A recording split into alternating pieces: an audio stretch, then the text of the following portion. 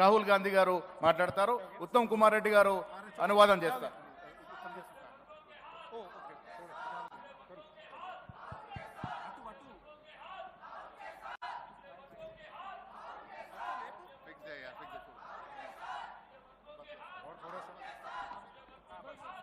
आगे कर लो, आगे आगे।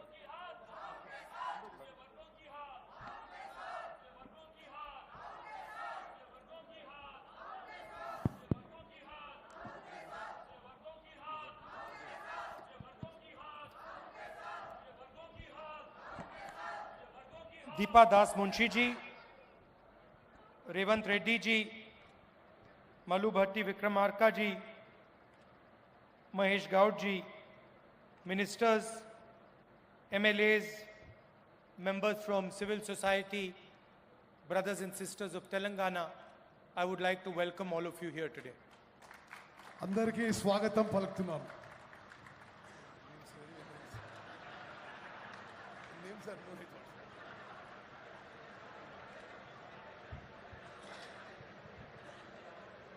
You know,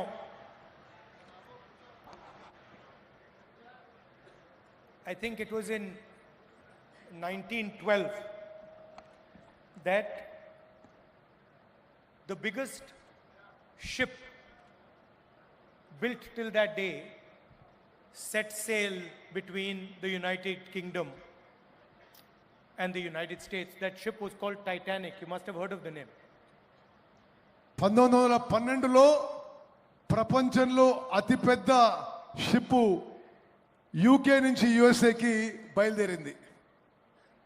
And the designers of the Titanic, they said that the ship is so big, so huge, that it can never be sunk. ఈ Titanic అనే ship ఎంత పెద్దగా ఉందంటే ఆ షిప్ డిజైన్ చేసిన వాళ్ళు ఇది ఎప్పటికీ మునగదని చెప్పారు. And then few weeks later, in the middle of the Arctic Ocean, the Titanic hit an iceberg and the ship sank. కొన్ని వారాల్లోనే ఇంత పెద్ద ship Titanic ship Arctic ocean లో ఒక ఐస్బర్గ్ తో కొలైడ్ అయి మునిగిపోయింది. And the interesting thing was that the person who was supposed to keep an eye out for icebergs didn't see the iceberg. ముఖ్యమైన విషయం ఏంటంటే ఐస్బర్గ్ చూడాల్సిన వ్యక్తి అసలు ఐస్బర్గ్ ని చూడలేదు. And literally the ship went straight into the iceberg and they only found out that they had hit the iceberg when the ship hit and started to sink. ఆ Titanic ship పోయి నేరుగా iceberg కి collide అయి ship మునిగిపోయింది. And within 20 minutes or so, the Titanic went to the bottom of the ocean. ఆ iceberg తాకిన తర్వాత 20 నిమిషాల్లో ఆ టైటానిక్ షిప్ మునిగిపోయింది. Now, the reason that nobody saw the iceberg was because 90% of the iceberg sits underneath the surface of the sea. ఆ iceberg ని ఎందుకు చూడలేదంటే 90% సముద్రం లోపల ఉంది అది. So the person looking from the ship saw a small little iceberg. He didn't realize that he was only seeing a small portion of the iceberg. The big main iceberg was under the sea. ఎవరైతే ఈ iceberg చూడాలనో ఆ నీళ్ల పైన ఉన్న చిన్న భాగం చూశాడు, నీళ్ల కింద ఉన్న ఆ పెద్ద భాగాన్ని చూడలేకపోయారు. And when that big iceberg hit the ship was just devastated, sank. ఆ షిప్ ఐస్బర్గ్ ని తాకగానే కొలిజన్ అయిపోయి అది పూర్తిగా మునిగిపోయింది. Now you must be thinking, why is Rahul Gandhi suddenly talking about the Titanic and the iceberg in a caste census meeting? మీరు ఆలోచన చేస్తున్నచ్చు, కులగణన సమావేశంలో రాహుల్ గాంధీ ఎందుకు టైటానిక్ ఐస్బర్గ్ గురించి మాట్లాడుతున్నాడని. Because caste in India, caste discrimination in India looks very much like the iceberg. ఎందుకంటే భారతదేశంలో కుల వివక్ష ఆ ఐస్బర్గ్ లానే అవపడుతుంది. Most of it is below the surface. Most of it is hidden. Most of it is secret. కుల వివక్ష ఎక్కువ శాతం మనకు అవుపడది, అది లోపల ఉంటుందని చెప్పి నేను మనం చేస్తున్నాను. It is hidden behind many different instruments. అది రకరకాలుగా ప్రజలకు అవుపడకుండా ఉంటుంది. అది inside boardrooms, behind exams, in interviews, in conversations, inside people's minds. It is all hidden. Bulk of it is hidden. ఈ కుల వివక్ష ఎక్కువ శాతం బోర్డ్ రూమ్స్లో కానీ ఇంటర్వ్యూస్లో కానీ అన్ని అంశాల్లో ఎవరికి అవుపడకుండా ఉంటుంది. అది I have many friends who belong to the upper caste who tell me, I have never felt caste discrimination. నాకున్న చాలా మిత్రులు అగ్రకులాలకు చెందిన వాళ్ళు ఎప్పుడూ మేము కుల వివక్ష చూడలేదని చెప్తుంటారు నాతోని. And I say to them, of course you have never felt class discrimination. మీరు అగ్రకులాల వాళ్ళు కాబట్టి మీకు అవుపడలేదు ఎప్పుడు కూడా అని నాకు అనిపించింది. Because it is not designed for you. And for you, it is like the iceberg. You can't see it. You only see the surface. You don't see the real pain, the real destruction, the real damage that caste discrimination does, not only to Indian people, but to the Indian Constitution and to the Indian nation.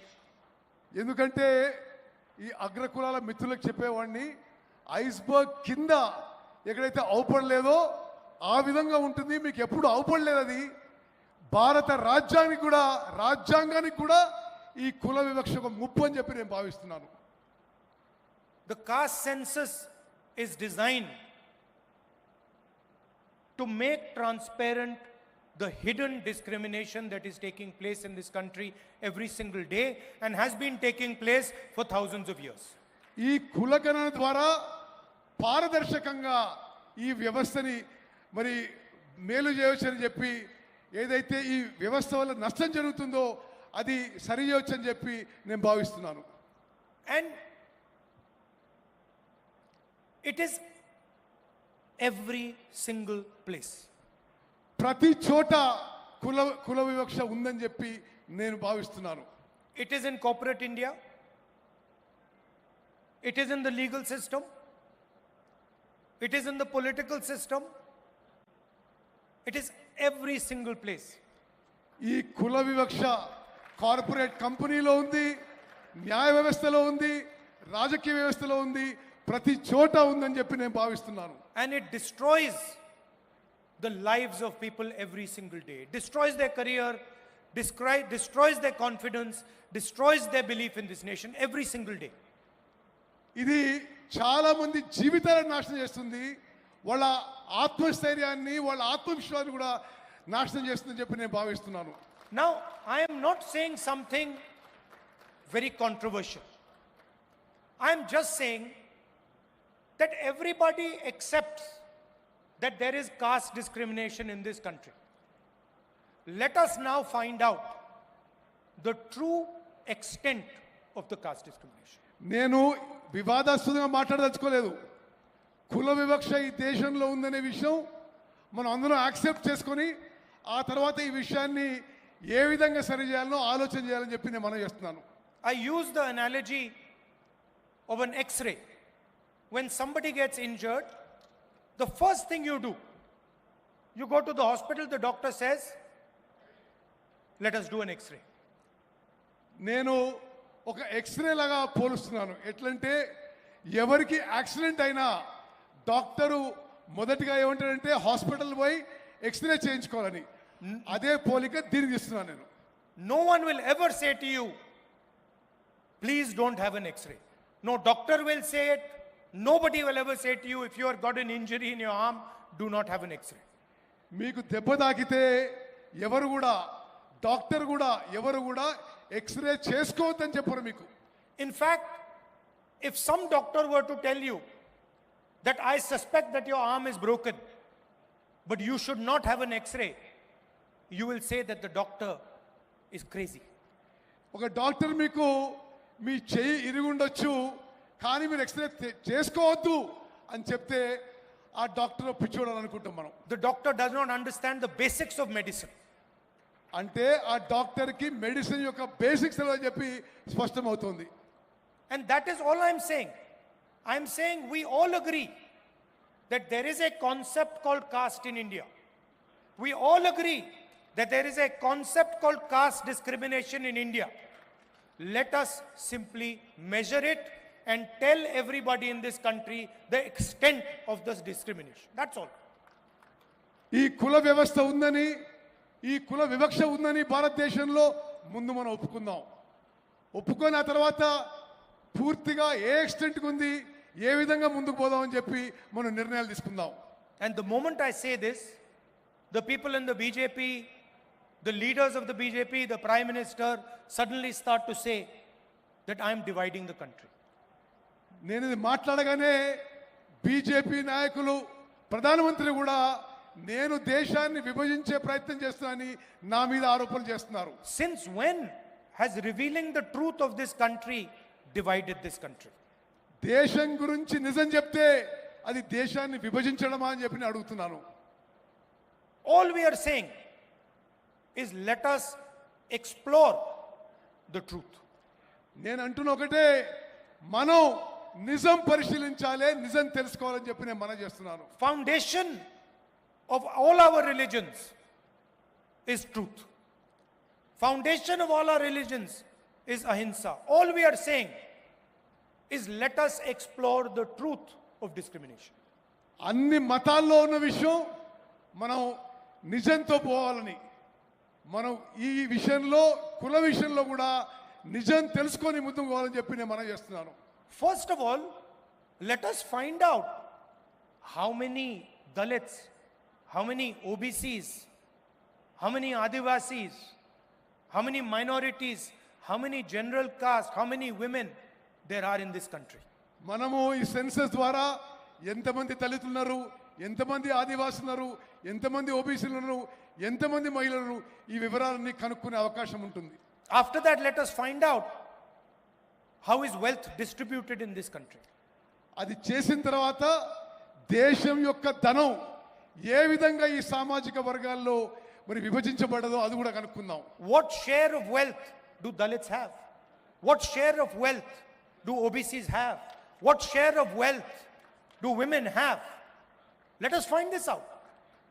దేశం యొక్క ధనం దళితుల దగ్గర ఎంత ఉంది, ఆదివాసుల దగ్గర ఉంది, ఓబీసీల దగ్గర ఎంత ఉంది, అది మనం కనుక్కోవాలి. Let us find out how many poor general caste people there are. ఎంతమంది నిరుపేదలు ఉన్నారో మరి తెలుసుకోవాలి మనం. Let us ask ourselves the question, how many Dalits are there in corporate India? How many OBCs are sitting in the top 500 companies of this country? How many OBCs, Dalits, Adivasis are there in the judicial system? How many Dalits, OBCs, Adivasis are there in our forces? Let us ask these questions. Why are we scared of asking these questions? ఎంతమంది దళితులు, ఆదివాసీలు, ఓబీసీలు corporate కంపెనీలలో కనుక్కోవాలి, న్యాయ వ్యవస్థలో ఎంతమంది కనుక్కోవాలి, సైనికులు ఎంతమంది ఉన్నారో కనుక్కోవాలి. ఇది అవసరం అని చెప్పి నేను భావిస్తున్నాను. The only people who can resist asking this question are the people who are hiding the truth, who do not want the people of India to know the truth about discrimination in this country. దీనికి వ్యతిరేకం ఉన్నవాళ్ళు కేవలం నిజం బయటికి రావద్దు అనే వాళ్ళే దీనికి వ్యతిరేకం అని చెప్పి నేను మనం చేస్తున్నాను. Those would be the people who benefit from the discrimination. వీళ్ళు ఈ కుల వివక్ష వల్ల లబ్ధి పొందే వాళ్ళే ఈ నిజం బయటికి రావడానికి ఇష్టపడటం లేదు. I'm still wondering why the Prime Minister has not publicly said that he wants to challenge the idea of discrimination in Indian society. నేను ఆశ్చర్యపోతున్నా, ప్రధానమంత్రి గారు ఇప్పటి వరకు కుల వివక్ష విషయాన్ని ఈ దేశంలో ఛాలెంజ్ చేయడానికి ముందుకు వస్తున్నానని ఒక్కసారి కూడా మాట్లాడలేదు. Why hasn't he said he wants to know how many Dalits there are in India's boardrooms? మరి ఇండియా కార్పొరేట్ కంపెనీల్లో ఎంతమంది దళితులున్నారో మరి నరేంద్ర మోదీ గారికి తెలియవద్దని ఎందుకున్నది? How many OBCs are in our judicial system? ఎంతమంది ఓబీసీలు మన న్యాయ వ్యవస్థలో ఉన్నారని మరి నరేంద్ర మోదీ గారికి తెలియాల్సిన అవసరం ఉంది. How many Adivasis are anchors in our media system? ఎంతమంది ఆదివాసీలు మన మీడియాలో యాంకర్ల పాత్ర పోషిస్తున్నారు కూడా తెలియాల్సిన అవసరం Why ఉంది. is he scared of asking these questions? ప్రధానమంత్రి గారు ఈ ప్రశ్నలు అడగడానికి ఎందుకు భయపడుతున్నాడు? I committed on behalf of the Congress party in Parliament House that we will carry out a national caste census. నేను కాంగ్రెస్ పార్టీ తరఫున పార్లమెంట్లో స్పష్టంగా చెప్పిన మేము జాతీయ స్థాయిలో క్యాస్ట్ సెన్సస్ చేస్తామని హామీ ఇవ్వడం జరిగింది. And we will demolish the artificial barrier of 50% reservations that has been placed in front of this country. ఇప్పటి వరకు ఏది ఉందో 50% వరకు రిజర్వేషన్స్ అది మేము ఎత్తేస్తామని చెప్పి నేను మనవి చేస్తున్నాను. And for me, Telangana is the model of the national caste census. నాకు తెలంగాణలో జరుగుతుంది జాతీయ స్థాయిలో కాస్ట్ సెన్సస్ కి ఇదే మోడల్ గా నేను భావిస్తున్నాను. And I think I'd like to thank the leadership of Telangana because they have done a truly beautiful thing in this process. Telangana నాయకత్వాన్ని మనస్ఫూర్తిగా అభినందిస్తున్నాను. ఈ ఎక్సర్సైజ్ లో చాలా బాగా ముందుకు పోవాలని చెప్పి నేను మనవి చేస్తున్నాను. And when I was coming here in the car, I was thinking to myself, we do not want a bureaucratic caste census. నేను కారు వచ్చి అనుకున్నా బ్యూరోక్రసీ ద్వారా చేసే క్యాస్ట్ సెన్సస్ మాకు వద్దు. We don't want some bureaucrat sitting in some corner somewhere to decide the questions that the caste census will ask our people. ఏ బ్యూరోక్రాటో అధికారియో ఆ caste census లో ఏ questions అడగాలని వాళ్ళు డిసైడ్ చేయొద్దని చెప్పి నేను భావిస్తున్నాను. Because in fact this will be an insult to the people of India. అది తెలంగాణ ప్రజలను అవమానించమని చెప్పి నేను భావిస్తున్నాను. We want the people of India to ask and decide what questions are going to be asked in the census. మేము సామాన్య ప్రజలు నిర్ణయం చేయాలి ఏ ప్రశ్నలు అడగాలి ఏ ప్రశ్నలు అడగాలని చెప్పి. We want the Dalits, the OBCs, the Adivasis, women, we want them to decide exactly what questions are going to be asked. నేను కోరుకునేది దళితులు ఆదివాసీలు ఓబీసీలు వీళ్ళు నిర్ణయం చేయాలి ఎటువంటి ప్రశ్నలు అడగాలని చెప్పి నేను And as a result, we will not just get a caste census. We will get a political instrument, a developmental instrument that will define how this country will progress. అయితే దాని ద్వారా కులగణనే కాదు అభివృద్ధికి ఏ విధంగా ముందుకు పోవాలి రాజకీయాలు ఏ విధంగా పోవాలి రాజకీయాలు ఏ విధంగా ముందుకు పోవాలని ఒక మార్గం ఏర్పడుతుందని చెప్పి నేను భావిస్తున్నాను. Please understand that what we are designing here is not simply a caste census. What we are designing here is the system of governance of the future of this country. మేము ఇక్కడ చేస్తుంది క్యాస్ట్ సెన్ససే గారు రానున్న తరాలకి మరి ప్రభుత్వాలు ఏ విధంగా ముందుకు పోవాలి అడ్మినిస్ట్రేషన్ ఏ విధంగా ముందుకు పోవాలి అది మేము డిసైడ్ చేస్తున్నామని చెప్పి నేను మనం చేస్తాను. Some time back I was talking to one of the world's experts on equality. కొన్ని రోజుల క్రితం నేను ప్రపంచంలోనే సమానత్వం గురించి ఒక ఎక్స్పర్ట్ తో మాట్లాడుతున్నాను. He is one of the world's experts, economist. He is one of the world's experts. I'm not going to say his name, but he is one of the top experts on economy. ఆర్థిక విషయాల్లో ప్రపంచంలోనే ఒక expert తోనే మాట్లాడడం జరిగింది. On inequality. అసమానత్వం గురించి నేను ఈ ఎక్స్పర్ట్ తో మాట్లాడడం జరిగింది. And he said to me, Mr. Gandhi, do you realize that India is one of the most unequal countries on the planet? ఆయన నాతో ఏమంటే గాంధీ గారు మీకు తెలుసా ప్రపంచంలోనే భారతదేశంలో ఎక్కువ అసమానత్వం ఉందని చెప్పి ఆయన చెప్పడం జరిగింది. And he gave me a presentation on how India is one of the most unequal societies on the planet. అతను నాకు ప్రెజెంటేషన్ ఇచ్చాడు ప్రపంచంలోనే భారతదేశంలోనే ఎక్కువ అసమానత్వం ఈ సమాజంలో భారత సమాజంలో ఏ విధంగా ఉందని చెప్తూ. And after his presentation I said to him, my brother, you are telling me that India is one of the most unequal societies on the planet, but your analysis does not even include the single biggest discriminator in Indian society, which is called caste. నువ్వు చెప్పిన విషయాలు విన్నా కానీ నీ ప్రెజెంటేషన్లో భారతదేశంలో అతి ఎక్కువ అసమానత్వం కుల వివక్ష గురించి మాట్లాడలేదు. So in fact your analysis hugely underestimates the inequality in Indian society. మీ విశ్లేషణ భారతదేశంలో ఉన్న అసమానత్వం ఇంకా ఎంత భారీగా ఉందో కూడా మీ విశ్లేషణ కూడా లేదని చెప్పి నేను మనం చేస్తున్నాను. So why I'm telling you this is because inequality means something completely different when you have a caste system in place. అసమానత్వం అనేది కుల వివక్ష ఉన్నప్పుడు, కుల వ్యవస్థ ఉన్నప్పుడు ఇంకా మరీ ఎక్కువ ఉంటుందని చెప్పి కూడా మనం చేస్తున్నారు. A Dalit person in India could not be touched. భారతదేశంలో దళితులకు అంటరానితనం ఉందనే విషయం మనందరికీ తెలుసు. Do you realize the level of inequality that person would feel if society is not allowed to touch him? సమాజంలో ఒక వర్గంలో అతన్ని ముట్టడానికి వీల్లేదంటే ఎంత అసమానత ఉండిందో గమనించాలి. This does not exist anywhere else. ఇది ప్రపంచంలో ఎక్కడ లేదు. And so what we have to understand is that discrimination in India is unique and probably among the worst in the world. ప్రపంచంలోనే అన్ని దేశాల్లో ఈ వివక్ష అనేది ఎక్కువ ఉంది భారతదేశంలోనే చెప్పిన మనం చేస్తున్నారు. And if we want to talk about a powerful country, if we want to talk about progress, if we want to talk about happiness among our people, the absolute first thing we need to do is identify the amount of discrimination and the nature of discrimination that is taking place here. దేశం ఆర్థికంగా శక్తివంతంగా ఎదగాలంటే, దేశంలో సంతోషం పెరగాలంటే ఈ కుల వివక్షని నిర్మూలన చేయాల్సిన అవసరం అని చెప్పి నేను భావిస్తున్నాను. As a politician, I am accountable to you. ఒక రాజకీయ నాయకుడిగా నేను మీకు జవాబుదారీగా ఉండాలి. And when I speak of caste census, I speak as a result of that accountability to the people of India. ఆ జవాబుదారీతనం వల్లనే నేను మీకు అకౌంటబుల్ గా ఉండాలని చెప్పి నేను మనం చేస్తున్నాను. I simply cannot go to the people of India and ignore the fact that there is massive discrimination in this country. నేను ప్రజల మధ్యకి పోయి వీళ్ళలో అంత వివక్ష ఉందని చూసి అది మరి ఓర్చుకోవడం మంచిది కాదని చెప్పి I cannot lie to Dalits. I cannot lie to Adivasis. I cannot lie to minorities. I cannot lie to women that this country is fair to you.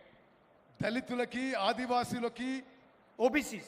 ఓబీసీలకి, మహిళలకి ఈ కంట్రీ మీకు సమానంగా ఉంటుంది, మీకు ఫేర్ గా ఉంటుందని చెప్పలేకపోతున్నాను. Other people may be able to lie to you about it. I cannot lie to you about it. నేను ఆ విధంగా అబద్ధాలు చెప్పలేకపోతున్నాను. So I am fully committed to ensuring not only that caste census happens in Telangana, but that Telangana becomes the model for the caste census in the country.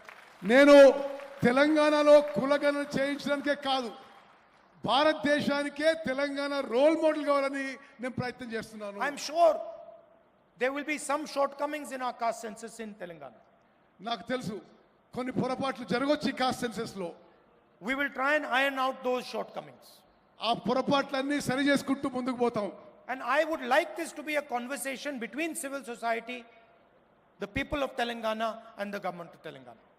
ఇది civil society, ప్రజలు, తెలంగాణ ప్రభుత్వం మధ్యలో ఒక సంభాషణలాగా ఉండాలని చెప్పి నేను కోరుకుంటున్నాను. Because we want to develop a framework of progress, a framework of development for the entire nation, and Telangana is the first step in doing that. మొత్తం భారతదేశంని తెలంగాణలో ఇప్పుడు చేస్తున్న ప్రక్రియని ఇది రోల్ మోడల్ గా చేసి భారతదేశం మొత్తం కూడా చేస్తామని చెప్పి మనం చేస్తున్నాం. And so I'd like to thank all of you who have come here, given your valuable time. I'd like to thank senior leaders of the Congress Party, Chief Minister, others, Deputy Chief Minister, PCC President. I'd like to thank all of you for your time, and I'm very, very proud that Telangana, the government of Telangana is taking this step. మీ అందరికీ మీ అమూల్యమైన సమయం కేటాయించినందుకు ధన్యవాదాలు తెలియజేస్తూ ముఖ్యమంత్రి గారికి, ఉప ముఖ్యమంత్రి గారికి, పిసిసి ప్రెసిడెంట్ గారికి నా ధన్యవాదాలు And to తెలియజేస్తాను. Uttam Reddy ji for an excellent translation. Thank you.